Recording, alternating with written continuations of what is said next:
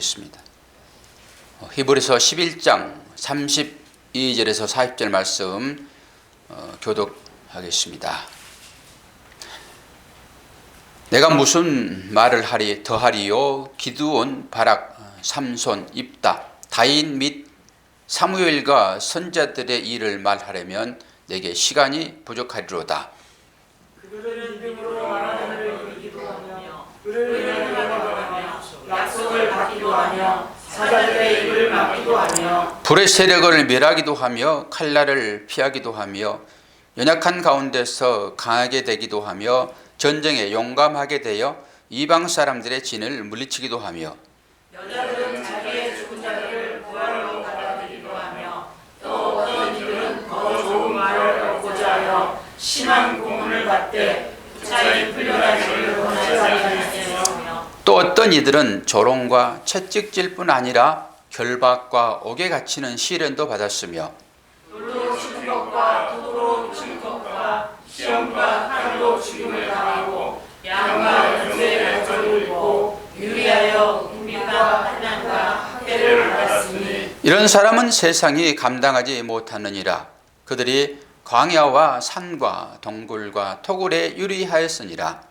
이 사람들은 다 믿음으로 말미암아 증거를 받았으나 약속된 것을 받지 못하였으니 이는 하나님이 우리를 위하여 더 좋은 것을 예비하셨은즉 우리가 아니면 그들로 온전함을 이루지 못하게 하려 하심이라. 아멘. 오늘은 이제 믿음이 이룩한 일들, 우리 계속 믿음의 선진들에 대한 얘기를 계속 듣고 배우고 다 했잖아요. 그러면서 이제 우리가 배울 만한 어떤 분들의 얘기도 했고, 도저히 어떻게 저런 사람의 믿음을 우리가 본받아야 되는가, 그런 얘기도 하고 했는데, 오늘 이제 쭉 개인적인 그런 믿음의 얘기를 하다가 일괄적으로 몰아서 32절에 보니까 여기 나온 사람들이 거의 사사들이잖아요. 사사들. 우리는 사사들의 얘기는 사사기 한번 공부도 하셨잖아요. 그래서 구체적으로 개인적으로 이 사사들의 얘기를 이제 뺄 것입니다. 건너뛰어서 지금까지 믿음의 삶을 살았던 사람들이 어떤 삶을 살았는가가 쭉 뒤에 나오잖아요. 그렇게 믿음의 삶을 살았으므로 하나님께서 그들을 이렇게 인도하셨다. 그리고 그것이 복이었다라고 끝을 내면 참 좋겠는데, 이게 여러분 읽기도 사실 부담되는 말씀들이잖아요. 믿음의 삶을 살았으면 당연히 그의 열매로 상급으로 주어져야 될 것들이 있어야 되는데, 그러지 않고 이거 정말로 너무 어려운 상황들이 발생되잖아요. 그러면은 이게 왜 이렇게 되는가? 그럴 때 믿음이 이 사람들을 이러한 삶으로 인도했다라고 하는 결론으로 보셔야 돼요. 그래서 이제 말씀의 제목이 믿음이 이룩한 일들이란 말이죠. 믿음이 우리의 삶에 개입을 하게 되면은 이러한 일들이 있을 것이다. 그래도 여러분 믿으시겠습니까? 여러분 아멘을 하셔야 되거든요. 그럼에도 불구하고 여러분 아멘을 하셔야지. 그러지 않고 나는 믿음이 필요하고 그 믿음이라고 하는 것은 하나님의 나라로 인도하는 자격을 말하는 거잖아요. 그런데 그 자격을 갖춘 사람들이 이 땅에 살면서 뭔가 호화로운 삶을 살기를 원하는 이 땅의 개념으로 하나님을 믿게 되면은 이 말씀과는 전혀 반대되는 개념이란 말이죠. 그러니까 우리는 믿음이 우리에게 들어오게 되면은 이 땅에서의 삶이 풍요로운 삶으로 끌려가는 것이 아니라 오히려 믿었다라고 하는 성경에 기록될 만한 사람들은 이러한 여러 가지 어려움을 거쳤더라라고 하는 거예요. 그러면 우리들은 이 땅에 많은 세월을 살았는데 그런 삶을 사실 거치지 않았어요. 그럼 왜 우리한테는 이런 대단히 어려운 이런 일들을 주시지 않을까? 라고 보셔야 되거든요. 왜 안 줄까요? 믿음이 부족해서요. 그렇게 보시면 딱 맞아요. 그럼에도 불구하고 하나님은 믿음이 우리들을 영원한 구원의 길로 인도한다라고 하는 것이죠. 저도 인간이잖아요. 사람이잖아요. 그러나 사실 뭐 이 시대에 목사를 뭐 대단한 사람으로 보는 사람이 얼마나 있습니까? 여러분도 마찬가지고 오히려 세상에서는 조롱을 합니다.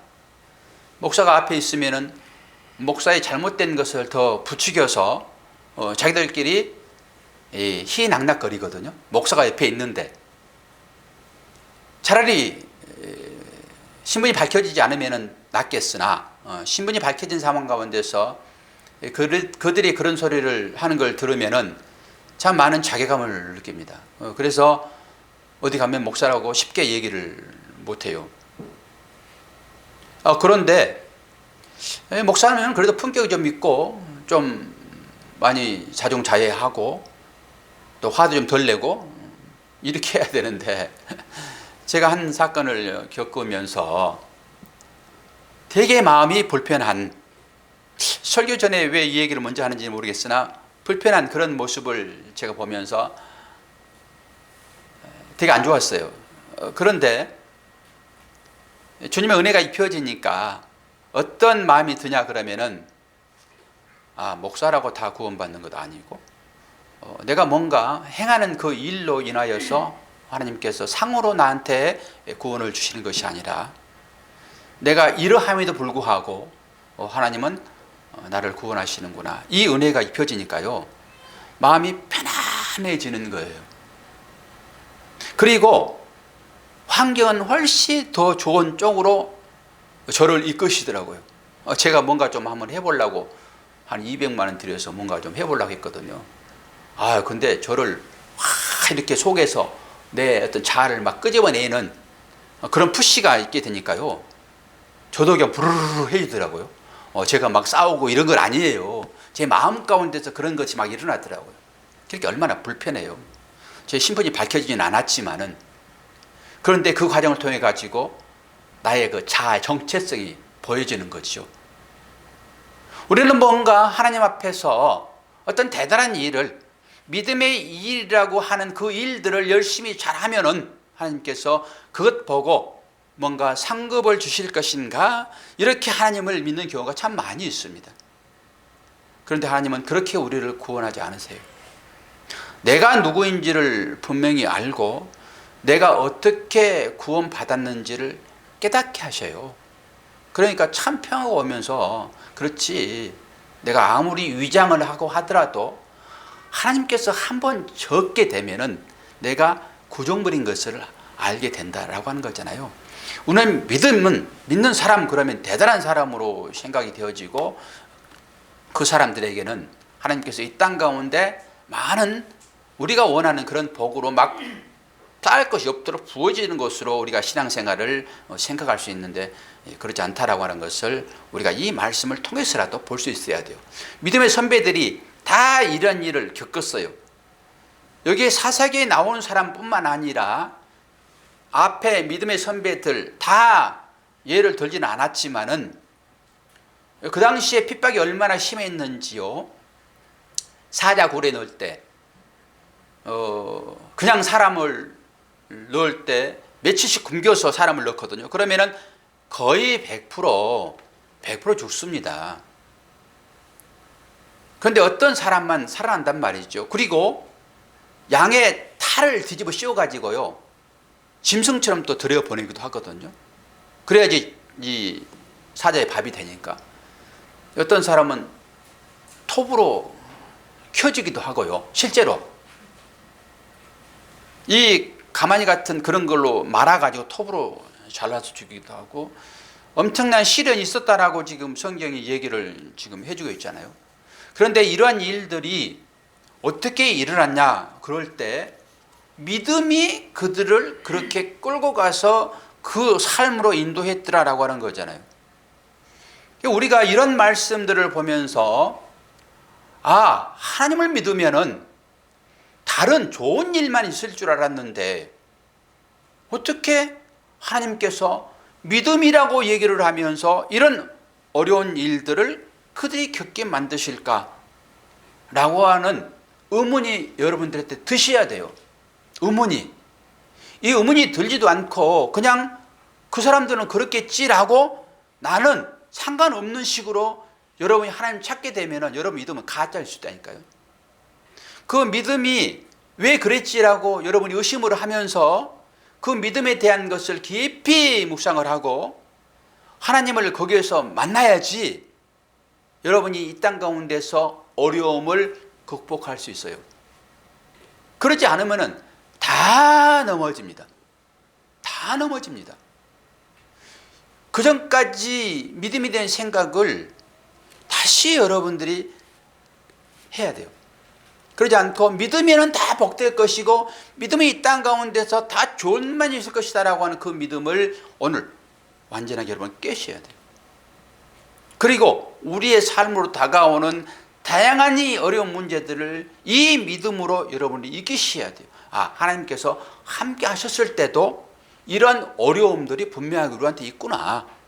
그리고 어려운 사람들, 믿는다라고 하는 그 어려운 사람들을 여러분들이 이해할 수 있어야 돼요. 그런데 제자들도 사실 그런 생각을 가졌잖아요. 그 못 걷는 안전뱅이를 향하여서 예수님께 물어보잖아요. 저 안전뱅이가 저렇게 병이 들어있는데 저 사람이 지금 당하고 있는 이 고난이 조상 탓입니까? 자기 탓입니까? 이렇게 물었다니까요. 제자들도요. 그런데 그 어려움이 어떤 거라고 주님이 말씀하시죠? 아니다. 조상의 죄도 아니고 그 사람의 죄도 아니고 이 일은 뭘 드러나게 한다고 그랬죠? 하나님의 영광을 드러나게 하여 그리 있었더라라고 하는 거잖아요.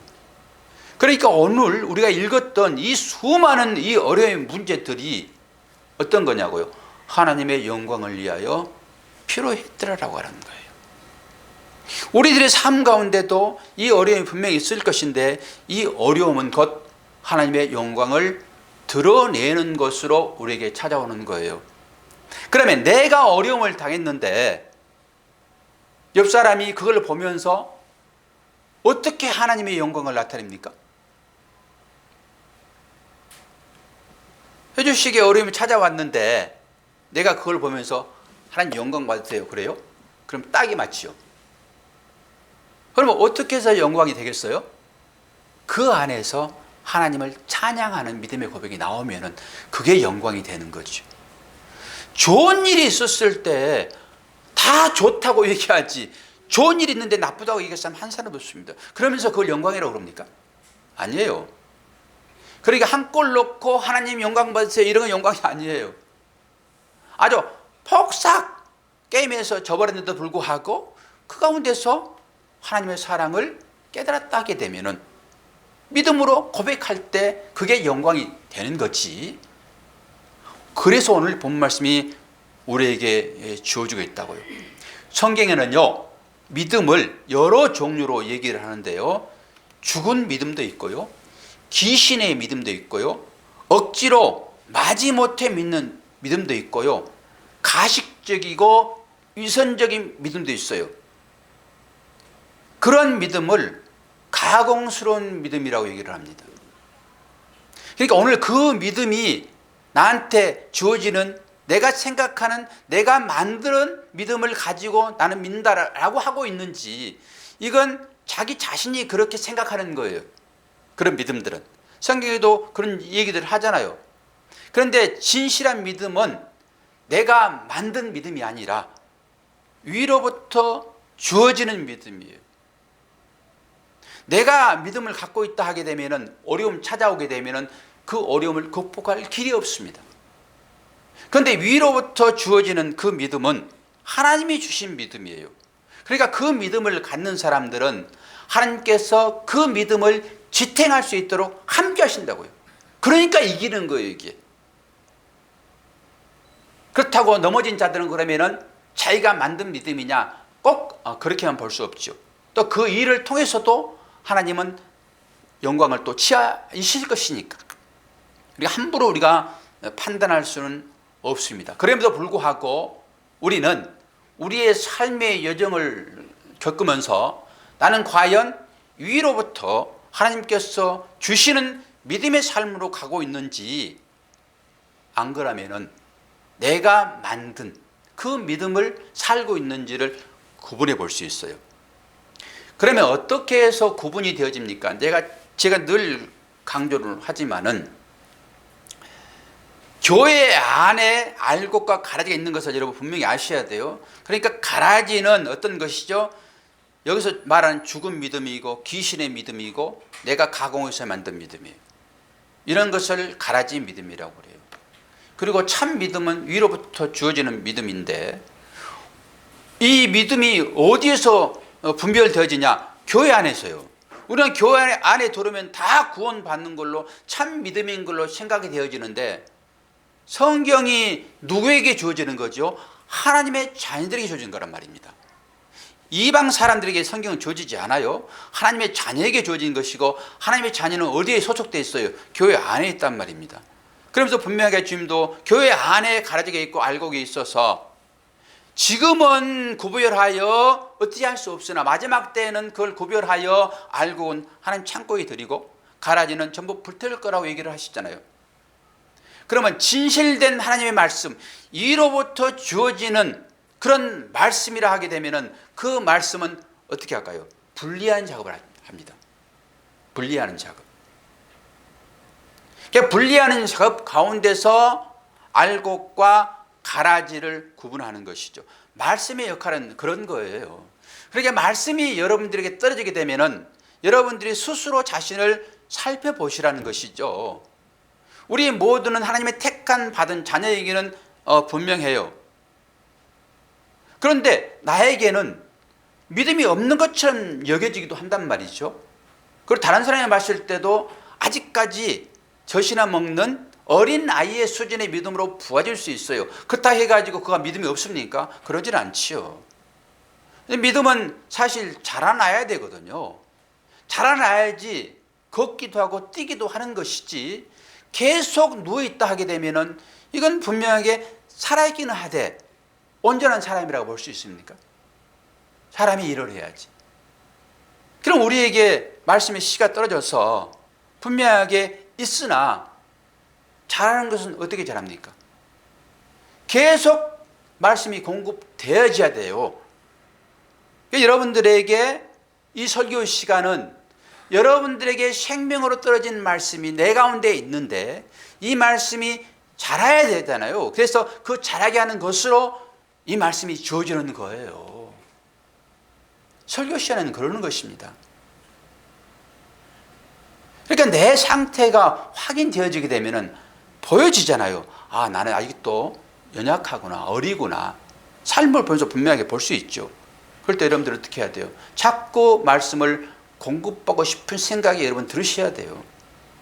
그래서 예배 시간은 그렇게 중요하고요. 그리고 이 예배 시간은 어디에 연결되어 있다고 그랬죠? 유월절. 피에 접촉되어 있다니까요. 이 예배 시간이. 그렇기 때문에 이 예배 시간은 그렇게 중요한 것입니다. 오늘 이제 말씀을 볼 텐데요. 시편 94편 12절 보게 되면은 여호와여 주의 징벌을 당하며 주의 법으로 교훈하심을 받는 자가 복이 있나니. 오늘 11장을 통하여서 많은 어려운 사람들이 등장을 하잖아요. 이 어려운 것이 어떤 것이에요? 주의 징벌이에요. 주의 징벌. 우리가 하나님께서 일부러 어려움을 줬다 이렇게 생각할 수도 있고요. 우리의 실수로 인하여서 그 어려움이 찾아왔다 그럴 수도 있어요. 우리는 정확하게 이건 하나님이 주신 것이야, 이건 사탄 마귀가 준 것이야 라고 말할 수는 없습니다. 그럼에도 불구하고 징벌이 우리한테 찾아왔다라고 하는 것은 주의 징벌로 여러분 여기시면 좋아요. 왜 그러죠? 복 주시기 위하여. 그게 교훈이 되는 것입니다. 교훈. 교훈으로 받아들이게 되면은 그것이 나한테 복이 되는 것이고, 하나님 나와 함께 하시는구나, 주님 찬양합니다, 할렐루야, 이렇게 되죠. 그럼 이것을 영광 돌린다라고 하는 것이죠. 여기서 징벌이라고 했을 때 이것을 우리는 훈계라는 말로 쓸 수도 있고요, 교훈이라는 말로 쓸 수도 있고요, 교정이라는 말을 쓸 수도 있어요. 그러니까 징벌 그러면 너무 무섭잖아요. 근데 교훈이라고 그러면 훨씬 쉽죠. 우리에게 징벌로 다가오는 이 다양한 모든 문제들은 교훈이에요. 교훈. 그리고 그것이 훈계라 이렇게 보시면 돼요. 여러 처지들 속에서 그들로 교훈을 받게 하십니다. 그 모든 일들이 그렇다라고 하는 것이죠. 그래서 그 길에서 하나님의 백성들은 진리를 체험하게 됩니다.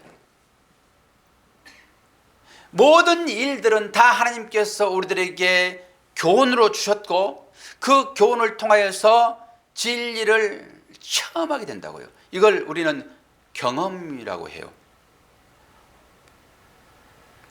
경험을 해야지만이 구원을 받고 진리 인식을 한다.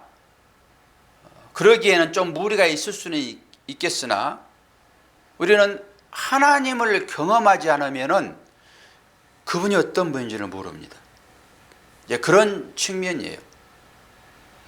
하나님을 아는 지식이 없음으로 인해 가지고 이스라엘 백성들이 망하거든요. 근데 하나님을 아는 지식이 어떤 것일까요? 이것을 성경은 결혼이라는 의미로 말을 써요. 이걸 야다라고 하는 건데요. 동침과 관계되는 그런 것입니다. 그렇게 아는 걸 안다라고 얘기하는 거예요. 이걸 경험이라고 얘기를 해요. 그러니까 하나님을 믿는다라고 했을 때 그 믿음은 생명을 주는 거거든요. 우리 아이들에게 어저께 잠깐 우리가 모임을 갖고 나서 우리 그냥 먹고 헤어지기는 그러니까 대화를 좀 하자. 제가 아이들을 기쁘게 할 만한 그런 재능이 없어요. 그 목사가 할 일은 뭐예요? 그들의 신앙 고백을 들어보는 거잖아요. 좀 딱딱하기는 하지만은. 그래서 우리가 이게 모였는데 우리 이것만 하나 알자. 그러면서 너는 누구냐? 단도직입적으로 너는 누구냐? 이렇게 물어봤어요. 그래, 난 사람이에요. 여러분들에게도 한번 물어보게 되면은 사람이에요. 그렇게 얘기를 하지. 나 짐승이에요. 그러진 않겠잖아요. 그럼 좋다. 하나님은 누구시지? 그러니까 한 아이가 이름이 하자가 들은 아이가 하나님은 생명이에요 그래요. 하나님은 생명이요. 진리잖아요. 하나님은 생명입니다. 예수님을 베드로는 어떻게 고백을 했죠? 주는 그분이 그리스도시요 살아계신 하나님의 아들이십니다. 그러면서 그분이 고백하기를 나는 길이요 진리요 생명이자 그러잖아요. 그래서 하나님은 생명입니다. 제가 누구라고요? 제가 이름이 도수예요. 도는 길도예요. 길도. 요게 진리입니다. 진리. 길이요 진리요. 제가요 길이요 진리요. 수는 목숨수예요. 생명이에요. 제가 길이요 진리요 생명이라니까요. 저는 원래 그런 이름을 가지고 태어났습니다. 그래서 여러분 이름들이 산다는 말 제가 말씀드리잖아요. 주님이 딱 그러신 분이시잖아요. 그런데 그런 이름을 가진 사람들은 전부 십자가로 가게 되어 있습니다. 이 땅의 삶 가운데도 그 삶을 살게 되어 있어요. 저도 그런 삶을 지금 현재 살고 있고, 그러면서 하나님은 생명이신데 생명을 주시는 분이래요. 누구에게? 사람에게. 아니 살아있는 사람에게? 그러면서 내가 누구인 것을 설명을 또 했죠. 아니 생명을 줬다 하게 되면은 살아있는 사람에게 무슨 생명을 주니 하나님이. 그럼 어떤 사람에게 생명을 주시죠? 죽은 사람에게 생명을 주지요. 산 사람한테 무슨 생명을 줍니까? 살아있는데. 하나님은 생명 수혜자라니까요. 초등학교 아이예요, 이 아이가. 그런데 교회 2번 나온 그 아이가 자기는 사람이라고 얘기하는 거예요. 살아있는 사람에게 무슨 이 생명이 주어집니까? 살아있는데. 그럼 하나님께서 주시는 생명만이 참 생명인데 어떤 사람에게 줍니까? 나 죽었습니다라고 고백하는 사람에게만 주는 거예요. 그러니까 여러분이 나는 죄인입니다. 죽음이라고 하는 것은 죄의 삭신 것이잖아요. 그러니까 나는 죄인입니다라고 고백하는 사람에게 생명 수여자 하나님께서 그에게 그 참 생명 주신 분이 여러분들이라니까요. 이게 성도인 것입니다. 이 성도의 삶이 어떤 것인가라고 하는 것을 오늘 지금 얘기를 하고 있잖아요. 그 성도의 삶이라고 하는 것은 복을 받기 위한 삶인 것이고 복을 받기 위하여 뭔가를 깨달아야 되는데 그 깨달음은 교훈과 훈계, 징계, 교정의 과정을 통하여서 깨달은 것입니다. 뭐라고요? 나는 죄인이네요. 이런 고백을 하는 사람만 구원이 임하는 것이고 나 자격 없음에도 불구하고 어떻게 나를 구원하세요? 라고 하나님 앞에 눈물로 기도할 수밖에 없어요. 제가 그런 체험을 며칠 전에 했다니까요. 그러니까 상황적으로는 되게 내가 드러나가지고 내 스스로 괴롭기도 하고 하지만은 그걸 깨달았고 나니까 평화가 찾아오는 것이에요. 여러분 환경이 바뀌어서 여러분 평화가 옵니까? 마음의 평화가 오면 진짜 평화가 옵니까?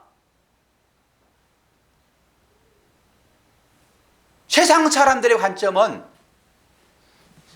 이 환경이 바뀌면 마음의 평화가 오는 걸로 생각을 해요.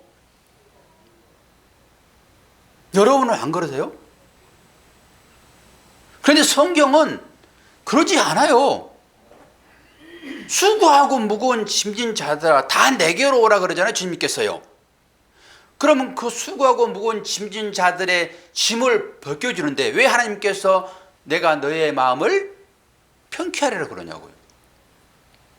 우리는 잘못 생각하고 있습니다. 그러니까 이 사람들이 어려움을 당하는 이 사람들이 믿음이 이끌고 가가지고 그들이 어려움을 당했는데 이 믿음의 눈을 보지 않으면 이 사람들에게는 이것이 고난이에요. 평안이 있을 수 없어요. 그런데도 불구하고 믿음의 눈으로 보게 되면 이 가운데서 이들은 진정한 평안을 누렸다니까요. 그러니까 여기에서 믿음을 보는 거예요. 하나님은. 그래서 정심을 본다라고 한 거잖아요. 제가 그래서 가을에 나오겠다는 우리 집사님에게 문자를 보냈어요. 가을은 너무 멀어요. 꼭 시적이다 시적. 가을은 너무 멀어요.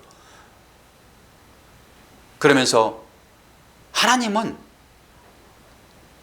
외모를 보지 아니하시고 중심이란 말이 어려울 것 같아가지고 마음을 보십니다라고 개인적으로 문자를 드렸어요. 우리는 외적인 것에 너무 민감해서 하나님이 그걸 보시는 줄 알아요. 하나님은 여러분 외적 하나도 관심 없으시다니까요. 그런데 유대인들, 서기관, 바리새인, 제사장들이 늘 외적인 것에만 관심을 뒀다고요. 그 외적인 것은 우리 행위로 거의 드러났죠. 그리고 거의 치장을 하잖아요. 근데 하나님은 그거 안 보신다니까요. 하나님께 나올 때 여러분 당연히 우리가 깨끗하게 옷을 갈아입고 치장을 하고 나오는 것은 맞아요. 그런데 하나님 나 이쁘죠? 나 그거 안 본다. 그럼 왜 우리가 치장을 하고 화장을 하고 옷을 예쁘게 입고 나와요? 왜 그래요? 누구 때문에? 하나님이 사랑하는 그 이유 때문에 그래요. 그의 마음을 불편하게 하면 안 돼요, 여러분. 하나님이 무슨 냄새를 맡으십니까? 하나님이? 근데 왜 우리가 향기로운 향수도 뿌리고 교회에 나와요? 하나님 냄새 맡으세요. 향기 받으세요. 그럽니까? 옆 사람 때문이에요. 옆 사람의 기분을 나쁘게 하여 그 사람으로 하여금 하나님을 예배하는데 불편함을 줘서는 안 돼요. 우리의 모든 행위들이 그런 차원에서의 예배의 삶인 것이어야 되고 우리의 삶이어야 되는 거예요. 뭐 내 마음대로 하는 거지 이렇게 하면 안 되는 것입니다. 예, 그런 의미에서 우리가 깨끗하고 정결하게 주 앞에 나오는 거예요. 근데 그게 잘 안 됐다 해가지고 하나님 나 예배 드리러 못 가요? 그건 온전한 믿음이 아니에요, 여러분. 그러니까 침상에 누워서라도 예배 나와야 돼요. 근데 우리는 안 그래요. 그래서 4명의 친구가 그 중풍병자 그 사람을 주님 앞에 데리고 나오는 거예요. 여러분, 끌고서라도 나오는 게 맞는 거예요. 예배 중에는 다리를 쩔뚝거리면서라도 예배 중에는 나와야 되는 거예요. 예배가 매일 드려지는 게 아니고 일주일에 한 번 주일날 예배 드리는 것인데, 여러분 그렇게 해서라도 예배에 나와야 되는 게 맞아요.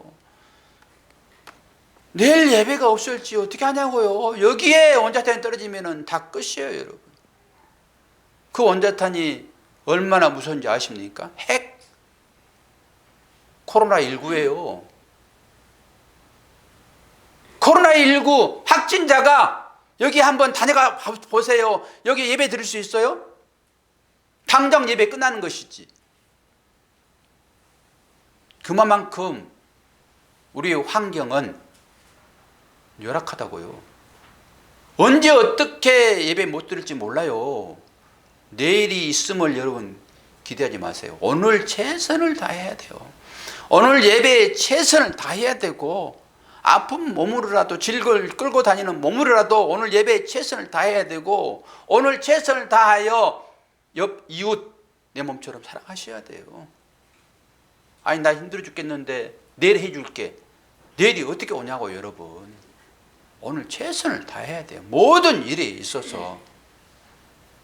그런데 그 중에서 제일은 뭐예요? 예배예요. 예배.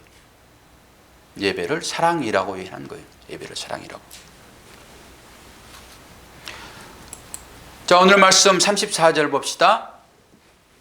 그들은 믿음으로 나라들을 이기기도 하며 의를 행하기도 하며 약속을 받기도 하며 사자들의 입을 막기도 했다. 사자들의 입 하게 되면은 구약 성경에 나오는 인물 중에 누가 생각이 납니까? 다니엘이 생각나요. 다니엘. 이 실제적인 그 있었던 일들을 지금 쭉 풀어놓은 거예요. 지금 모든 사람들이 믿음의 삶을 살았다라고 하는 이 역사적인 일들인다라고 하는 것이에요. 그런데 이 사람들이 나라들을 어떻게 한다고 그래요? 이기기도 했다라고 하잖아요. 우리는 여러분 싸워서 이겨야 됩니다. 그냥 주어지는 게 여러분 아니에요. 이겨야 돼요. 하나님은 그렇게 우리를 독려하셔서 믿음의 삶을 살도록 하시는 것입니다. 왜 이겨야 돼요? 우리들에게는 하나님으로부터 받았던 기업이 있어요. 이걸 언약이라고 그래요. 거기에 들어가기까지 우리는 힘써 애써 여러분 이기셔야 돼요. 이 싸움을 여러분 하셔야 된다고요. 눈에 보이지 않는 것이라서 여러분 이거 아무것도 아니라고 생각되어지는데 이 전체적인 것이 다 영적인 싸움입니다. 우리들의 주위에는 이 우리의 믿음을 넘어뜨리려고 하는 이 원수들이 얼마나 여러분 많은지 아십니까? 그리스도인은 반드시 이 싸움에서 이겨서 하나님의 약속된 나라를 여러분 받으셔야 돼요. 우리 가운데는 두 나라가 존재합니다. 두 나라.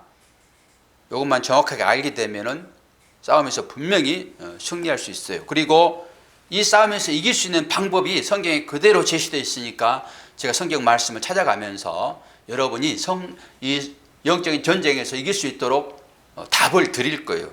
한번 보세요. 어떤 나라가 어떤 나라가 있는지. 하나는 육체예요.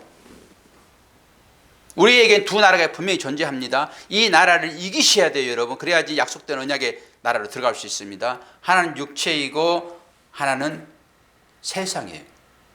세상.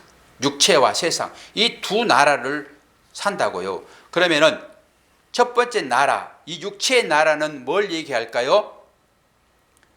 우리의 제약적인 본성을 얘기를 해요. 본성. 우리는 하나님께서 붙잡고 있지 않으면은 본성적으로 어디로 끌려가게 되어 있습니까? 죄의 나라로 끌려가게 되어 있습니다. 하나님이 붙들고 계셔서 여러분이 여기 앉아 계신 거예요. 이걸 놓으면은 즉각적으로 우리는 죄의 나라로 끌려갑니다. 이것을 육체의 나라라고 얘기를 해요. 이것을 우리는 이겨야 돼요. 왜 그렇습니까? 이것이 우리를 죽일 것이기 때문에 그래요. 로마서 8장 12절이 답입니다. 봅시다. 너희가 육신대로 살면 반드시 죽을 것이로되 영으로서 몸의 행실을 죽이면 살리라. 여기 육신의 나라 나오잖아요. 육신의 나라에서 이기지 못하면 죽는다라고 얘기합니다. 이거 하나씩 풀어낼 수는 없어요. 지금 말씀만 여러분들이 기억하시면 돼요. 그런데 이 나라가 바로 주어지냐? 절대 그러지 않아요. 여호수아가 가나안을 점령했잖아요. 근데 들어가자마자 거기 있던 모든 사람들이 다 전멸했습니까? 그러지 않았어요.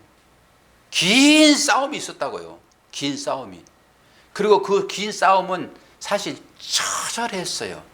그냥 진격하고 걸어가면 그들이 추풍 낙엽처럼 쓰러지는 것이 아니라 그들을 격파해야 했다고요. 이걸 싸움이라고 얘기를 하지. 그냥 가는데 다 스스로 죽어버리면 이걸 무슨 싸움이라고 그럽니까? 싸움 가운데는 여러분 피가 튀깁니다. 이게 영적인 싸움이에요. 여러분의 육신, 이 육신이 요구하는 것과 여러분 피 튀기는 싸움을 하지 않으면 그 육신 때문에 여러분 다 죽습니다. 이것이 하나의 세상이에요. 그리고 두 번째는 세상이에요. 세상. 세상. 두 번째 나라. 자, 봅시다. 야고보서 4장 4절 말씀 보게 되면은 그런즉 누구든지 세상과 보시 되고자 하는 자는 스스로 하나님과 원수되는 것이니라. 그러니까 이런 말씀을 여러분들이 기억하지 않고 믿지 않고서는 여러분 신앙생활 할 수 없어요. 그러니까 세상 가운데서 세상이 뭔가 주어지는 것으로 그걸 얻기 위하여 하나님을 찾는다 하게 되면 여러분 전부 가짜입니다. 절대 안 줘요. 절대 주지 않습니다.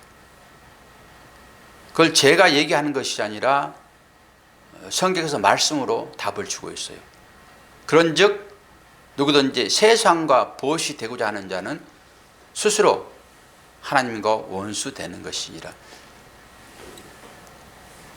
여기 세상 나라입니다. 또 하나 봅시다. 요한일서 5장 4절. 무릇 하나님께로부터 난 자마다 세상을 이기느니라. 세상을 이기는 승리는 이것이니 우리의 믿음이니라. 세상을 이길 수 있는 유일한 무기는 믿음밖에 없습니다. 이 믿음은 내가 만든 믿음이 아니라 위로부터 주어지는 신적인 믿음을 얘기하는 거예요. 이 믿음이 있는 자는 넘어지지 않습니다. 설령 넘어지더라도 오뚝처럼 일어납니다. 이걸 하나님이 주신 믿음이라고 얘기하는 거예요. 그래서 하나님께 난 자마다 세상을 전부 이긴다라고 얘기하는 것이죠. 하나님 주시는 믿음이지요. 그래서 그리스도를 의지하게 되면은 세상이 우리에게 힘을 쓰지 못합니다. 세상이 힘을 쓰지 못하게 해야 되거든요. 세상이 자꾸 힘을 써서 우리를 죽이려고 달려들잖아요. 그러면 세상을 여러분 어떻게 이길 수 있어요? 오직 믿음으로만 가능해요. 이것을 자기 부인이라고 얘기합니다. 내가 죽어지면 되는 거예요. 세상은 너 살아라, 너 살아라. 너 힘있고 용기 있고 가진 것이 얼마인데 왜 너는 날마다 지는 삶을 살리냐고 독촉을 해요. 아, 너 바보네. 이렇게 얘기하죠. 너 바보네. 너 가지고 있는 것으로 좀 싸워봐. 그리고 네 자존감을 좀 찾아. 너 뭐야 너. 예수님은 하나님이시며 신적인 능력을 가지고 계셔서 생명을 수여하신 분이십니다. 그런 능력이 있으신 분이 세상을 어떻게 이겼어요, 집사님? 그 힘으로 이겼습니까? 아니요. 죽음으로요. 그러니까 세상이 감당하지 못한 잘하고 성도들을 얘기를 하는 것이지, 세상의 힘이 얼마나 큰데 더 큰 세상적인 힘으로, 물리적인 힘으로 여러분 세상을 이길 수 있다고요? 안 되는 거예요. 세상은 더 큰 힘을 규합하여 우리들이 달릴 것입니다. 세상 앞에서 우리 죽으면 되는 거예요. 그러니까 그들이 우리를 감당하지 못하는 것이죠. 그러면서 주님이 우리들에게 이겨라. 그러면서 이 말씀을 주시는데요. 요한일서 2장 16절. 이는 세상에 있는 모든 것이 육신의 정욕과 안목의 정욕과 이생의 자랑이니 다 아버지께로 쫓아온 것이 아니요 세상으로부터 쫓아오는 것이다. 세상으로부터 쫓아오는 세상 나라를 내가 갖고 있게 되면은 그 세상 나라는 어떤 것이에요? 육신의 정욕입니다. 안목의 정욕입니다. 이생의 자랑입니다. 전부 우리가 거기에 갇혀 있어요. 여기서 빠져나온 사람은 한 사람도 없습니다. 그러니까 우리가 이런 상태로 구원받다라고 하는 것은 내가 뭔가 잘해서 하나님께 합격점 받아가지고 구원받는 것이 아니라 오직 위로부터 부어지는 그 믿음에 의해서만 구원받다니까 우리가요. 이것이 생명책에 약속돼서 기록되어 있어요. 이걸 믿느냐예요.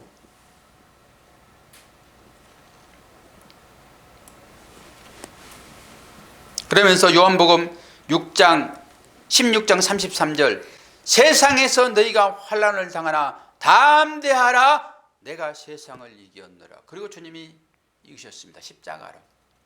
우리는 그 본을 쫓아가는 거예요. 세상 나라는 그렇습니다. 지난번에도 제가 말씀을 드렸지요.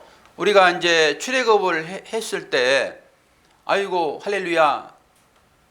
그리고 사람들 갑자기 바로의 군대가 뒤에 쫓아오잖아요. 그리고 앞에는 이제 홍해가 있고. 그러면서 여러분 옛사람에게서 새 사람으로 이제 구원받는 길로 여러분 들어오셨잖아요. 그리고 이제는 다시 옛사람으로 돌아갈 수 없는 상황이 홍해가 이제 닫혀지는 것이고, 그런데 우리가 믿음의 삶을 사는데 이 믿음의 삶이 과정이 이게 어렵잖아요. 이게 그 어려움을 뒤쫓아오는 그 옛사람을 뭘로 비유를 제가 했어요? 그때 출애굽 사건을 생각할 때 누구라고 그랬어요? 누가 쫓아온다고 그랬어요? 바로예요. 바로. 바로. 그 바로가 옛사람입니다. 그 옛사람이 계속 쫓아온다니까요.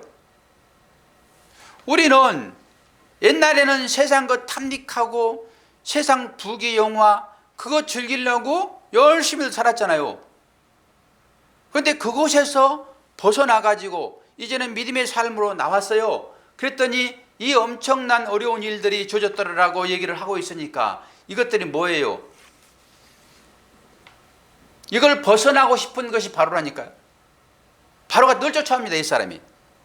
이게 되게 어려운 개념이에요. 여러분 쉽지 않아요. 그게 나 모른다 해가지고 저게 뭐야 그러지 마세요. 일단 계속 듣다 보면은 여러분들이 말씀을 통해 가지고 이걸 인식하게 돼요. 성장한다라고 하는 거 믿음이. 그러면 이 말씀들이 이제 배우는 것이죠. 그럼 에베소서 4장 22절 24절 보게 되면은 너희는 유혹의 욕심을 따라 썩어져가는 구습을 쫓는 옛사람을 벗어버리고 오직 심령으로 새롭게 되어 하나님을 따라 의와 진리의 거룩함으로 지으심을 받은 새 사람을 입으라. 이게 싸움입니다. 이제 옛사람 구습이잖아요. 이게 거듭나지 못한 상태, 그러니까 육신적인 삶을 살았던, 그리고 세상의 가치를 최고로 여기고 그 가치를 쫓아 살았던 그 삶에서 이제는 그 가치를 벗어버리고 앞으로 다가올 그 미래적인 그 하나님의 나라를 소망 삼아 살아가는 자로 우리가 바뀌었잖아요, 지금. 그런데 이 삶이 오늘 보니까 되게 어려운 삶이라고 얘기하고 있죠. 그 이 삶이라고 하는 것은 하나님의 은혜를 깨닫도록 주어지는 것이니까 우리는 이 삶을 벗어버리고 싶은 것이 옛사람으로 자꾸 들어가고 싶은 거예요. 애굽으로 다시 들어가고 싶으니까. 그 풍요의 땅, 그래도 옛날에 더 나았네라고. 아니, 옛날보다 더 좋은 것을 찾기 위하여 나왔더니, 애굽을 나왔더니 이 과정이 앞으로는 홍해요, 뒤에는 바로의 군대니 얼마나 이게 진퇴양난이 어려운 거냐고요.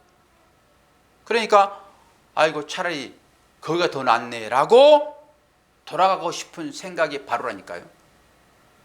그 바로가 계속 찾아올 것입니다. 그래도 이기셔야 되는 거예요. 그거 넘어가면 절대 안 되는 거예요. 그러니까 여러분 넘어갈 수도 없다라고 하는 것을 말씀드렸죠. 못 넘어가요. 그러니까 하나님 이길 힘을 주세요라고 기도하셔야지, 아이고 안 되겠다라고 도망가지 마시라라고 하는 것입니다.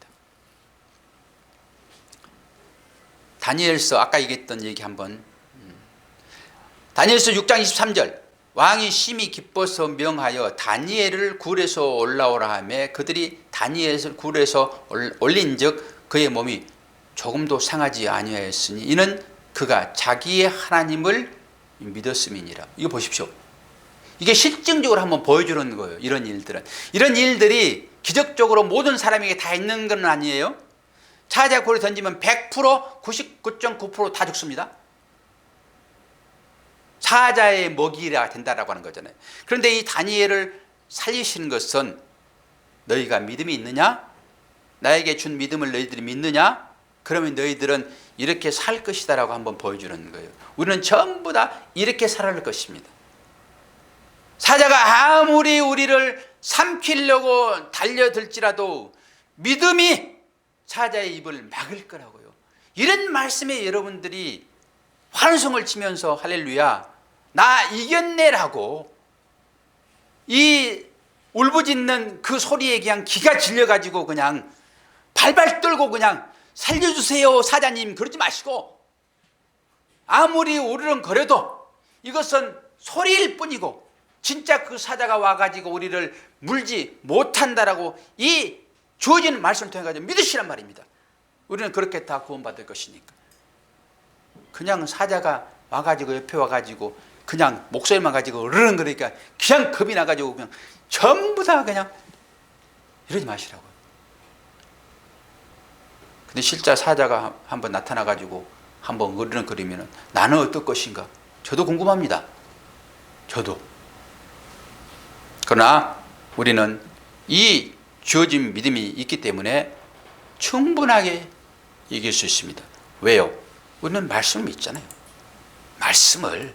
그래서 이런 말씀이 주어지는 거예요. 베드로전서 5장 8절 근신하라 깨어라 너희 대적 마귀가 우는 사자같이 두루 다니며 삼킬 자를 찾나니. 이게 영적 전쟁입니다. 그럼에도 불구하고 우리는 로마서 말씀, 너무 중요한 말씀, 로마서 8장 38절과 39절 내가 확신하노니 사망이나 생명이나 천사들이나 권세들이나 현재일이나 장래일이나 능력이나 높음이나 깊음이나 다른 어떤 피조물이라도 우리 주 그리스도 예수 안에 있는 하나님의 사랑에서 끊을 수 없으리라. 할렐루야. 이 말씀이 하늘로부터 부어지는 믿음이에요. 여러분은 이 믿음 가지고 있어요. 으르렁거리는 이 황교로 찾아오는 그 사자의 그 소리에 제발 기죽지 마시고 오늘 이 말씀을 믿으면서 그렇게 소리 들릴 때 하나님께 기도하세요. 그러면은 그 상황 가운데서 저에게 평화가 찾아오듯이 여러분 평화가 분명히 찾아옵니다. 그 평화만이 참 평안이에요. 기도하겠습니다. 하나님 아버지, 이렇게 믿는 사람들의 삶이 어땠다라고 히브리서 기자는 우리에게 얘기하며 이 과정이 과연 하나님을 믿는 자들의 믿음의 현주소가 어디에 있는지를 보게 하고, 또한 그걸 깨닫고 이렇게 해서는 안 되겠네라고 무릎을 고쳐 세우며 주 앞에 기도하는 자로 살아가기를 원하는 우리들에게 주어지는 말씀인 것을 분명히 믿습니다. 오늘 로마서를 통하여 주신 이 말씀이 우리의 소망이 되게 하시고, 사자가 부르짖으며 달겨들어 우리를 주같이 하지만은 우리들은 약속의 자녀인 것을 분명하게 고백하고, 주 예수 그리스도의 이름으로 담대하게 물리칠 수 있는 우리 모두가 될 수 있도록 축복하여 주옵소서. 실제적으로 이 사자의 으르렁거림에 힘들어하는 우리 형제들이 있습니다. 아버지, 그들을 불쌍히 여겨 주시옵소서. 그들을 긍휼히 여겨 주시옵소서. 이기게 하여 주시옵소서. 그래서 하나님 자녀의 이 담대함으로 이 모든 상황에서 벗어나게 하여 주옵소서. 예수 그리스도의 이름으로 기도하옵나이다. 아멘.